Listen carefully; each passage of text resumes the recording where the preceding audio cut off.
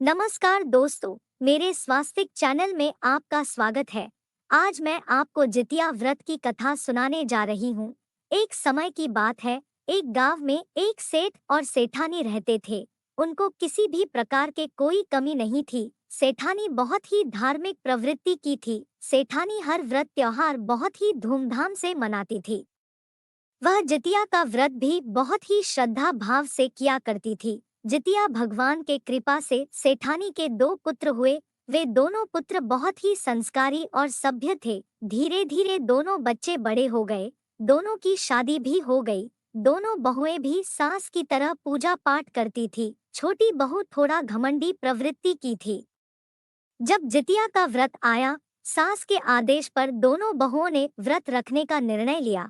उनके यहाँ रिवाज था कि जो महिला जितिया का व्रत करती थी, वह मछली खाकर व्रत करती थी। इसी प्रकार मछली आया तो मछली बनाकर सभी लोग खाने लगे।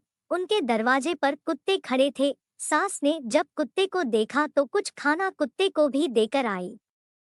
बड़ी बहू ने भी कुछ मछली और थोड़ा चावल कुत्तों के आगे देकर आ गई, पर छोटी बहू ने सारा खाना खा लिया। कांटे को भी वहीं जमीन के अंदर दबा दिया।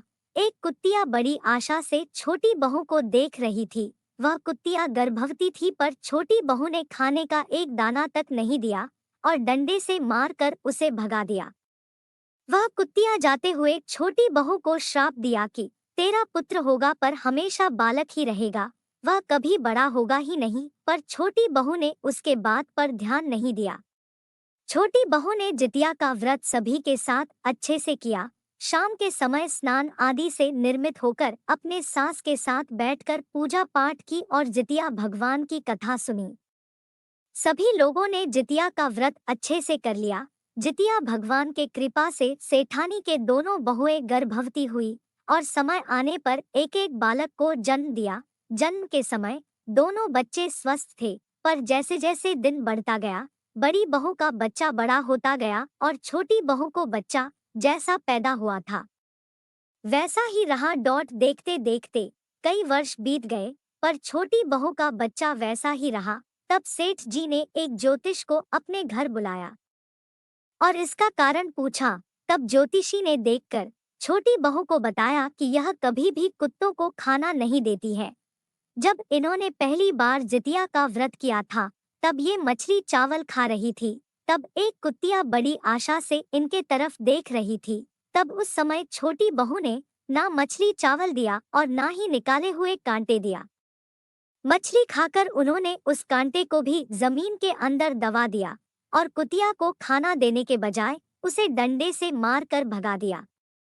तब उस कुतिया ने छोटी बहू को श्राप दिया था, जिसके कारण से इनके बच्चे का विकास नहीं हो रहा है। छोटी बहू ने अपना गुनाह स्वीकार किया और उपाय पूछकर रोने लगी। गुरुजी, क्या मेरे भाग्य में पुत्र सुख नहीं है? सेठ जी ने भी हाथ जोड़कर इसका उपाय पूछा। ज्योतिषी ने बताया, यदि आप अपने हाथों से खाना बनाकर कुत्ते को खिलाएं तो शायद आपके बच्चे पर उसका श्राप धीरे धीरे खत्म हो जाएगा, नहीं तो इन्हें पुत्र सुख कभी नहीं मिलेगा।